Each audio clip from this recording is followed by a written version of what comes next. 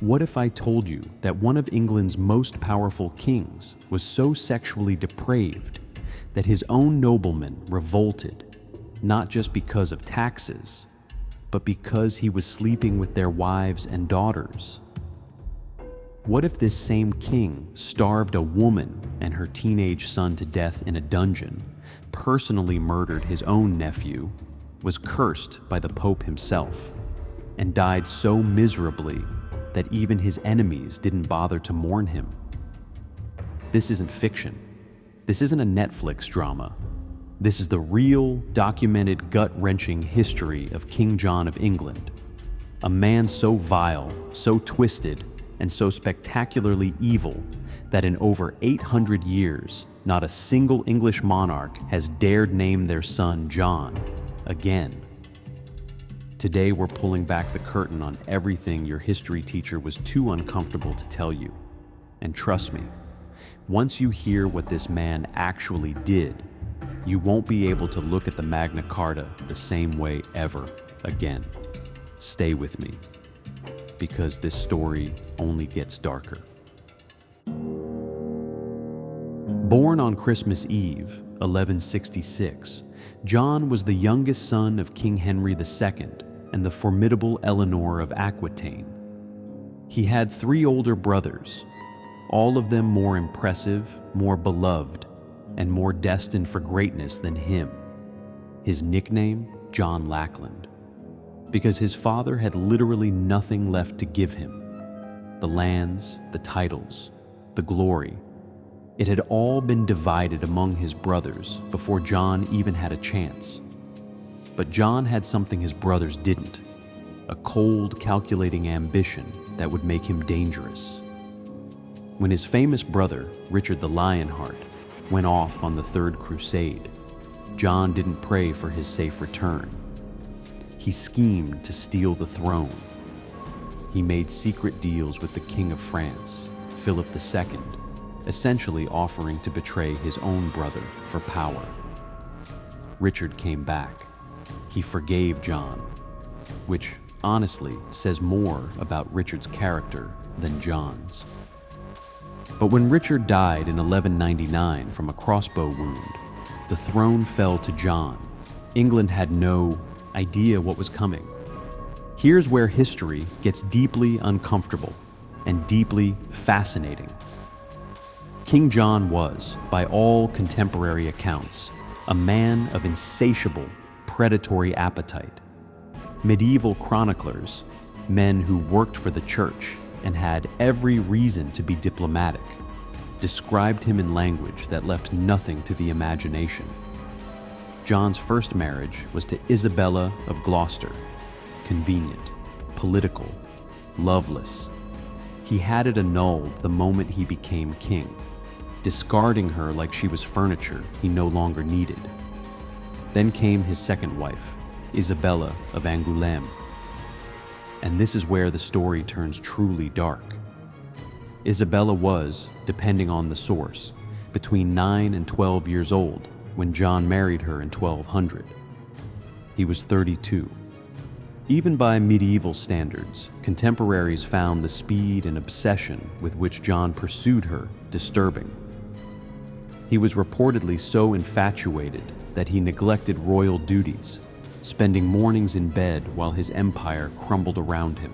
Philip of France later said John's obsession with Isabella was part of why he lost Normandy. He simply didn't show up to defend it because he was too consumed by his young bride. But John's appetite didn't stop with Isabella.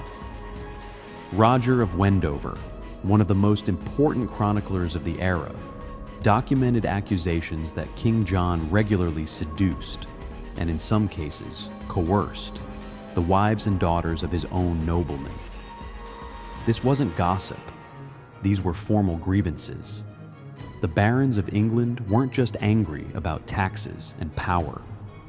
They were furious because John had violated the sacred trust between a king and his lords by preying on their own families. He fathered at least 12 illegitimate children, possibly more. Names like Richard of Chilham, Joan of Wales, Oliver Fitzroy, and Geoffrey Fitzroy are documented in historical records. The women involved ranged from noblewomen to the wives of men who owed John their loyalty. One of his most notable relationships was with Clemence, daughter of a nobleman and Hawise of Gloucester, both documented as mistresses. This was not unusual for medieval kings, but John's behavior was described as reckless, aggressive, and deeply disrespectful, even by the loose standards of the 12th century. If the sex scandals made John's barons furious, what he allegedly did to his nephew Arthur of Brittany made them genuinely afraid of him. Arthur was the son of John's older brother Geoffrey.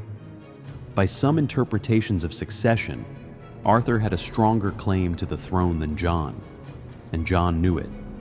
In 1202, Arthur was captured during battle and imprisoned. He was 16 years old. He was never seen alive again. The most chilling account, recorded by the chronicler Ralph of Coggeshall, suggests that King John personally murdered Arthur, stabbing him in a drunken rage, tying a heavy stone to the body, and throwing it into the River Seine at Rouen. Whether John did it personally or ordered it, one thing is certain: Arthur disappeared on John's watch, and no credible explanation was ever given. The stain of that murder followed John for the rest of his life. Philip of France used it as justification to declare John's French territories forfeit. Normandy, the crown jewel of the Angevin Empire, was gone within months. If this story is already blowing your mind, drop a like right now and subscribe, because we are barely halfway through and it gets so much worse.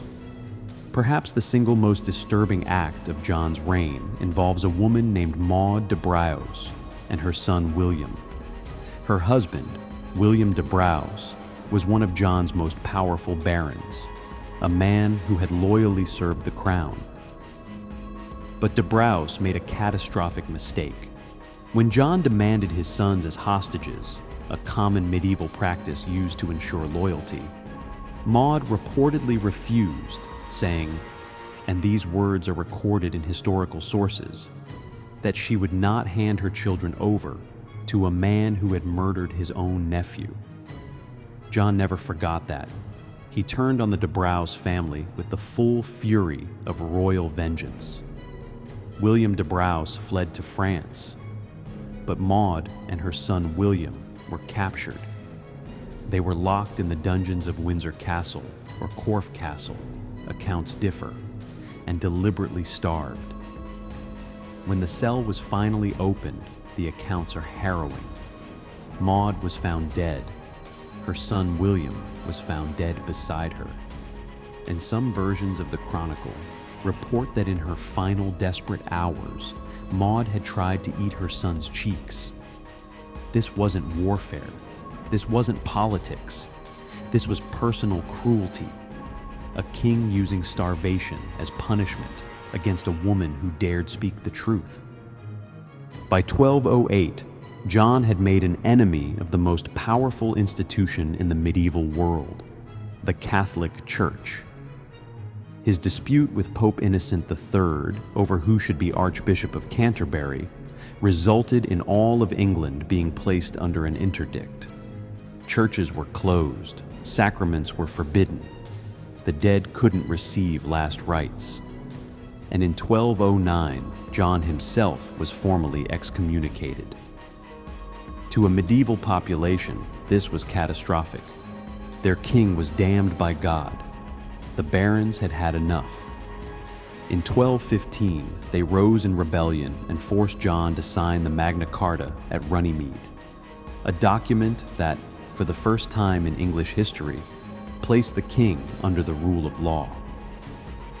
It was a direct response to John's tyranny, his sexual misconduct, his arbitrary imprisonment of noblemen, his crushing taxation, and his absolute disregard for the rights of his subjects.